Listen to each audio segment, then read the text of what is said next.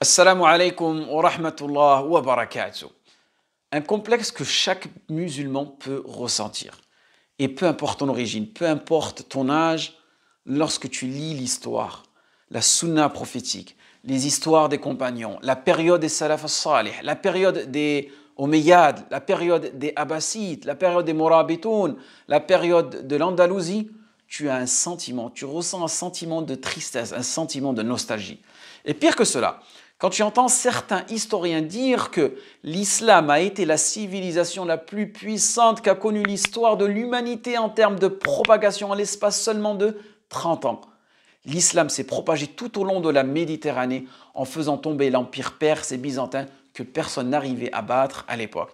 Puis ensuite, on a connu l'âge d'or de l'islam.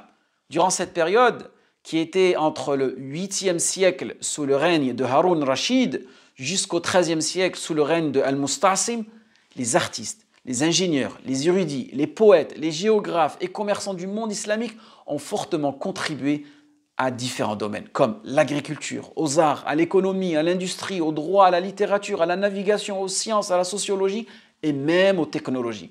Et durant cette période, un travail d'arabe désignait une tâche délicate et bien soignée, évoquant par exemple le raffinement de Al-Alhambra, qui est Qasr al-Hamra de Grenade, ou la sophistication de l'orfèvrerie de Cordoue, et il existait même à l'époque des montres que seuls les Arabes pouvaient réparer.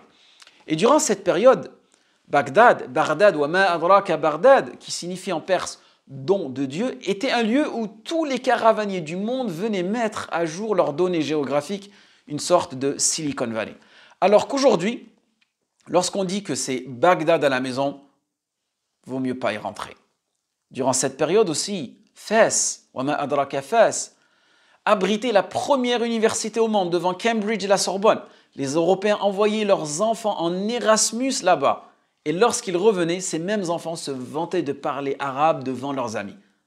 Alors qu'aujourd'hui, certains ont honte de mentionner leurs origines arabes ou musulmanes lors d'un entretien ou tout simplement dans une simple discussion. Lorsque tu entends cela, tu ressens de la nostalgie, une absence de cette fierté de la civilisation islamique. Et cela aussi peut provoquer un complexe d'infériorité, surtout quand tu ouvres les yeux au XXIe siècle et que tu compares ces périodes glorieuses à celles d'aujourd'hui.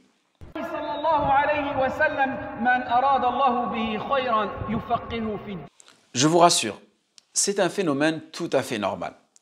Connaissez-vous ce proverbe français « L'an passé est toujours meilleur » ?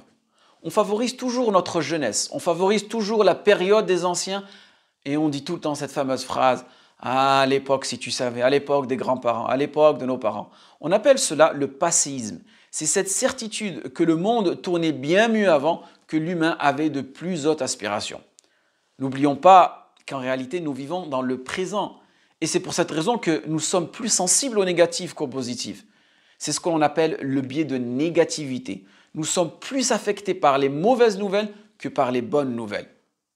Nous voyons, nous focalisons plus sur les défauts que les qualités. Et c'est pour cette raison que la plupart des gens ont un discours négatif et réducteur. Ils voient le mal partout. De plus, les médias et les politiques en profitent de ce biais cognitif car généralement, c'est ce qui nous fait réagir et eux, ils recherchent notre réaction. Et lorsqu'un musulman contribue au pays, au développement du pays, personne n'en parle. Mais s'il fait une toute petite erreur, tout le monde doit en être averti. S'ajoute à cela que la mémoire ne retient que le positif et oublie systématiquement le négatif. Donc, dans le passé, on vit mieux, mais on vit dans le passé. Maintenant, vous comprenez ce sentiment de nostalgie d'où il vient. Mais en réalité, si on veut être objectif, depuis l'apparition de l'islam, la vie n'a pas toujours été rose. Dès la mort du prophète sallallahu alayhi wa sallam, de graves incidents ont existé. Omar radiallahu anhu fut poignardé à plusieurs reprises le 3 novembre 644 dans la mosquée de Médine pendant la prière du Fajr jusqu'à ça causer sa mort. 11 ans plus tard, en 656, Uthman radiallahu anhu fut assassiné dans sa maison après avoir été assiégé durant 40 jours par un groupe d'insurgés venant de Bassoura, de Koufa et d'Égypte, et ceci pendant le mois sacré du pèlerinage à la Mecque. Il reçut 9 coups de poignard. 5 ans plus tard, c'est Ali qui se fait assassiner par le Khariji appelé Abdurrahman ibn Amr ibn Muljam dans sa mosquée de Koufa durant Salat al-Fajr. Ensuite, Imam Malik fut emprisonné, torturé pour avoir émis une fatwa défiant la politique du califat à cette époque-là. Le califat Abu Ja'far al-Mansour à cette époque, qui avait décrété le divorce automatique de quiconque romprait le serment d'allégeance qu'il engage envers l'État. L'imam Malik déclara que le divorce sous la contrainte était nul et non avenu. Mas'alatu shar'iyya.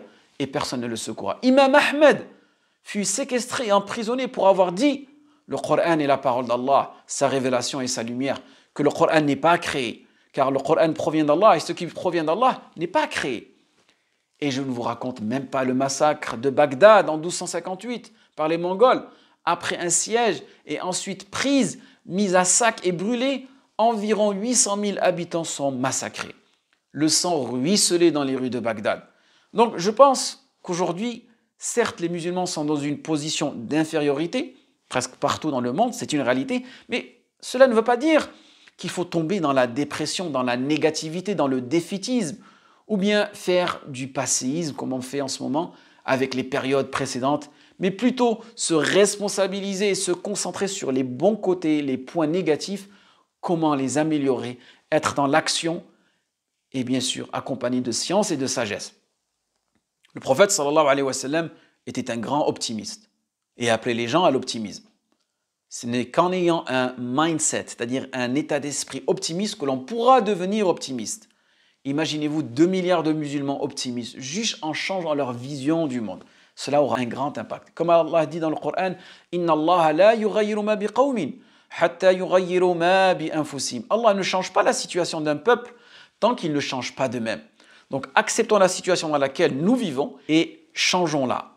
Et le changement peut se faire de différentes manières et selon la capacité de chacun. Mais n'oubliez pas la parole de Imam Malik rahimahullah qui dit La yaslihu akhiru hadhihi al-ummah illa bima salaha bihi awwaluha. Et rien ne réformera les derniers de cette communauté si ce n'est ce qui réforma les premiers d'entre elles. En espérant que ce rappel a été bénéfique pour vous et moi. وفقكم الله لما يحب ويرضى والسلام عليكم ورحمة الله وبركاته